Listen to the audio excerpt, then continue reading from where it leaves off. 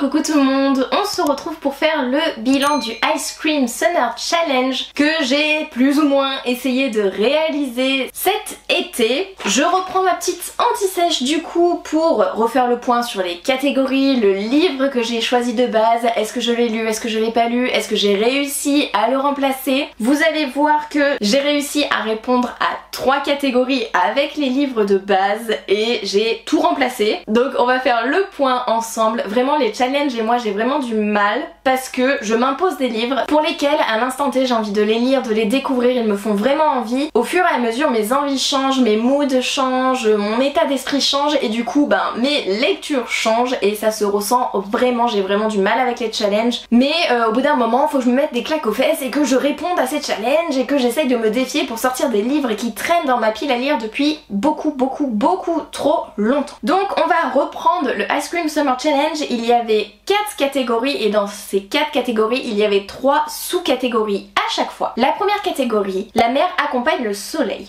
Première sous-catégorie, emportée par les vagues, Page Turner, lutte féministe. À la base j'avais mis Divine Rivalité. Je n'ai pas lu Divine Rivalité. Au plus grand désarroi de Laura, Laura raconte l'histoire je pense. Elle essaye à multiples reprises de me faire lire Divine Rivalité. Elle a même lu Prospérine point virgule pour me faire plaisir. Maintenant j'ai juste à me mettre une claque aux fesses et de lire Divine Rivalité. Promis Laura, d'ici le SLPJ je lirai Divine Rivalité, je m'y engage. À la place j'ai lu Nos Destins Infinis. Donc à chaque fois je vais vous mettre les couvertures pour que vous voyez les livres que j'ai lus. C'est un collection R, normalement j'adore collection R, c'est mes coups de cœur à chaque fois, c'est mes chouchous ou mes excellentes lectures, mais ça fait 2 collections R où je suis assez déçue quand même, dont Nos Destins Infinis, où ça partait bien, on suit une protagoniste au Pays de Galles dans les années 2022, qui a une mère et une petite sœur qui est malade, qui va être donneuse pour cette petite sœur, sauf que depuis plusieurs décennies, elle meurt avant l'âge de ses 18 ans, et que la greffe pour sauver sa petite sœur a lieu après ses 18 ans, et elle a peur de mourir du coup avant de pouvoir sauver sa petite sœur parce que son âme sœur va venir et la tuer. C'est ce qu'il se passe depuis des décennies. Ils s'entretuent, si l'un meurt l'autre meurt avant l'âge de 18 ans et à chaque fois ils renaissent, ils se retrouvent et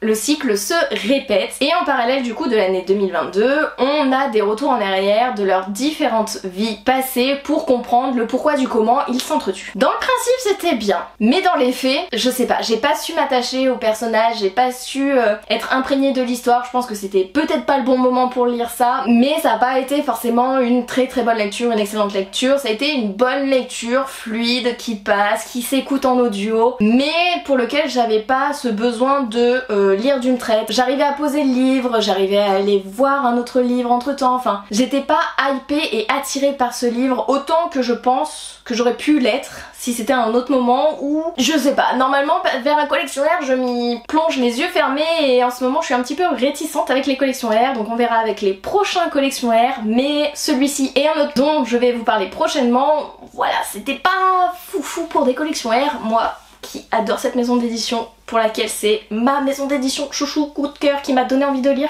La deuxième sous-catégorie, le sel sur les lèvres, romance, passion, se passe en été. J'avais mis Jamais 203. J'ai lu Jamais 203. Quelle claque, quel coup de cœur, je suis passée par toutes les émotions, du rire aux larmes, de la joie à l'agacement. J'ai eu des frissons, j'ai failli pleurer au boulot quand j'ai terminé ce livre. De toute façon, je vous mets à chaque fois les points lecture en lien dans les petits i pour que vous ayez vraiment mon avis complet, spontané sur tel ou tel livre. Mais Jamais 203, quelle claque, quelle bonne claque. On suit une protagoniste qui peut voir le jour de la mort de son entourage. Donc elle a vu le jour de la mort de sa mère, le jour de la mort du père de son meilleur ami et elle voit le jour de sa propre mort, le 1er novembre, le jour des morts, et c'est quelqu'un qui est très réservé, très timide, très sur la réserve, qui parle à personne à part son meilleur ami Cole où lui c'est l'opposé, il est très solaire, très sociable, etc. Et la protagoniste va se braquer et vivre ses 203 derniers jours plus ou moins en retrait au début et après elle va vivre pour elle et cette fin m'a laissé sur ma faim, j'étais en mode mais non, c'est quoi cette fin, c'est quoi ce banger, c'est quoi ce retournement de situation. La troisième sous-catégorie, les mots écrits dans le sable, livre qui fait pleurer, roman de plage, jeunesse. j'avais choisi le magasin qui n'ouvre que les jours de pluie pour Livre qui fait pleurer. Il ne m'a pas du tout fait pleurer. C'est le deuxième collection R dont je vous parlais au début de la vidéo qui m'a rendu sceptique. Je l'ai écouté en vitesse 3 en audio. Est-ce que vous vous rendez compte qu'en vitesse 3, c'est impossible d'apprécier sa lecture, mais j'étais obligée de le terminer en vitesse 3 parce que je subissais ma lecture, vraiment. C'est très lent, c'est très contemplatif, c'est un peu dans l'univers Ghibli, vous voyez, c'est cette même lenteur avec ces mêmes morales à la fin. C'est pas mon univers de prédilection, je le savais, mais je m'attendais pas à être autant déçue, mais vraiment à subir ma lecture. Juste la morale de la fin, elle est très belle, mais c'est tout en fait. Le milieu, le début, rien ne m'a intéressé, rien ne m'a hypé. Je comprenais tout en vitesse 3, c'est pour vous dire, il n'y avait pas d'éléments marquants à retenir où fallait prendre le temps d'écouter. Pour moi, c'était lire pour lire quoi. Deuxième catégorie, envie sucrée pour un été. Première sous-catégorie, étal de saveurs givrées, diversité, inclusion, roman choral, livre au choix. Donc c'était livre au choix. Et j'avais mis Les Cités de Poussière, mais je n'ai pas lu Les Cités de Poussière. Par contre, j'ai lu Heart of Thorn qui pourrait très bien rentrer dans cette catégorie, toujours dans la catégorie livre au choix, et vraiment j'ai adoré cette lecture. C'est une romantasy où on va suivre une protagoniste qui est née dans une famille de feu, mais elle est née avec des pouvoirs de l'eau, donc elle n'a rien à faire ici. Les dieux, tous les 25 ans, décident de relancer la sélection et elle va faire partie de la sélection dans la catégorie des aquatories, donc de l'eau, sauf qu'elle ne maîtrise pas du tout ses dons, elle ne s'en est plus servie depuis la mort de sa mère, depuis même sa naissance, quand elle a créé une tempête qui a ravagé une bonne partie de son pays, conduit à des morts et à ce qu'elle soit détestée par tous, au point où elle a été plus ou moins séquestrée dans sa famille, dans sa maison. Elle ne pouvait pas sortir voir personne de peur que des gens veuillent la tuer, parce que ça a été le cas à un moment donné. Donc vraiment très belle histoire, très bonne histoire, vraiment dynamique, rythmée, avec une petite romance, des manigances, des complots. J'ai adoré ce retournement de situation, m'a choquée, j'ai hâte d'avoir la suite, mais vraiment j'ai adoré Heart of Thorn. Deuxième sous-catégorie, granité sous les cocotiers, feel good, zone de confort, petit livre. J'avais choisi petit livre et j'avais mis Stitch. Je n'ai pas lu Stitch, mais j'ai lu comme dans les livres. C'est une romance très cliché, mais avec tellement de good vibes. Si on n'a pas envie de se prendre la tête, il faut lire ce livre. C'est vraiment chouchou, tout doux, une romance chill, bienveillante, mais cliché à souhait. J'ai adoré vraiment ce roman que j'ai dévoré et que je vous recommande. Et la dernière sous-catégorie, la crème glacée sur le marché, livre populaire, nouveauté, plaisir. Donc j'avais choisi livre populaire avec Cinder, donc les chroniques lunaires de Marissa Meyer. Je n'ai pas lu, mais j'ai lu La passeuse de mots de Alric et Jennifer Twice, donc publié chez Hachette, mais j'ai lu le roman graphique. Si on n'a pas lu le roman en papier, on ne comprend pas forcément le roman graphique, en tout cas je pense. J'ai tout compris parce que j'avais lu le roman papier, d'ailleurs c'était un livre populaire que moi je n'ai pas forcément apprécié. J'ai abandonné, je l'ai écouté en vitesse 2.4, c'était à l'époque où j'écoutais pas très vite mes livres audio de base, parce que c'était trop lent, il y avait trop de lenteur, c'était assez contemplatif, il y avait tout un chemin à suivre, et du coup je me suis dit je ne lirai jamais la suite, mais sur un malentendu, peut-être que le roman graphique me fera lire la suite. Je ne sais pas, on verra. Troisième grande catégorie, mystère des nuits chaudes. Première sous-catégorie, les grillons chantent nos secrets, thriller, animaux, mystère. À la base j'avais pris animaux avec A Language of Dragons, désolée pour mon accent pourri en anglais, mais finalement j'ai pris le petit mot mystère et j'ai lu Murder Between Friends, donc un petit thriller policier. C'était mignon, c'était chouette, moi qui lis pas forcément de thriller, j'ai beaucoup aimé, j'étais hypée par l'enquête de fond, vraiment belle découverte. Deuxième sous-catégorie, rêver sous les constellations, fantasy, fantastique, espace, ambition. À la base j'avais mis Aurora Squad pour l'espace, mais du coup là je suis plus partie sur fantasy, fantastique avec Twin Crown, le premier tome que j'ai écouté en audio, c'est publié chez Bayard. C'est un livre qui me faisait beaucoup envie, qui a eu une grosse hype également. Ça parle de sorcières et de sœurs jumelles, une des sœurs vit à la cour, elle ne sait pas qu'elle a une sœur jumelle, elle sait juste que ses parents sont morts dans d'atroces circonstances à cause de sorcières, et on a l'autre sœur qui a été sauvée des griffes du gars qui s'occupe de sa sœur actuellement, vu que sa sœur n'a pas la majorité, c'est pas elle la reine, donc du coup il y a le monsieur là qui s'occupe d'elle et qui a les pleins pouvoirs en attendant, qui elle est sorcière, vit dans un monde de sorcières,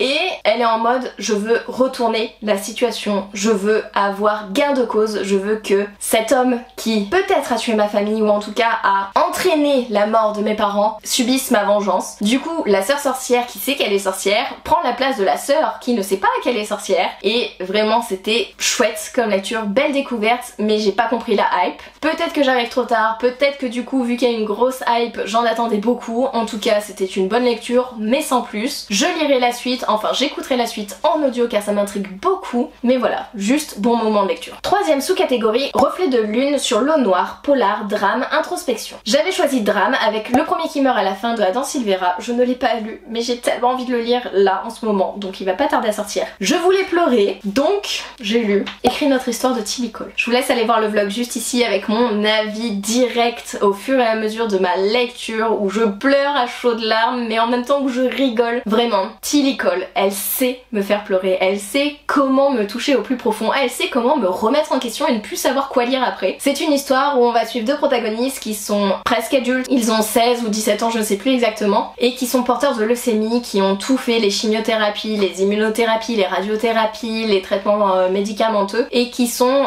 dans leur dernière phase de traitement, qui vont intégrer un essai clinique et c'est leur dernière chance, sinon ben la maladie va les emporter. Et vraiment, mais quelle claque, c'était poignant, touchant, ça m'en donne des frissons là d'en parler, vraiment. Et quatrième catégorie, plus qu'une carte postale, première sous-catégorie, un grain de sable oublié, relecture, vacances imprévues. Je devais lire Vivre sans attendre, mais je ne l'ai pas lu et j'ai lu J'aime pas Noël ni les voleurs de taxi, donc c'était la lecture du book club et c'était plus dans vacances imprévues mais vacances de Noël du coup. On va suivre une protagoniste qui a perdu sa meilleure amie, qui du coup déteste Noël, ça fait 3 ans qu'elle ne fête plus Noël parce que ben Noël lui rappelle le décès de sa meilleure amie, jusqu'au jour où elle va craquer et elle va partir en vacances avec sa sœur dans une maison au milieu de la forêt avec un homme qui l'attire vraiment beaucoup, qui lui a volé son taxi, soi-disant au passage, et une romance va se créer. C'est très cliché, c'est très prévisible, mais ça se lit tout seul. J'ai bien aimé cette lecture, voilà, c'est sans prise de tête vraiment, et avec des punchlines que j'ai bien aimé. Deuxième sous-catégorie, des rires dans les souvenirs, humour, nostalgie, insouciance. Je devais lire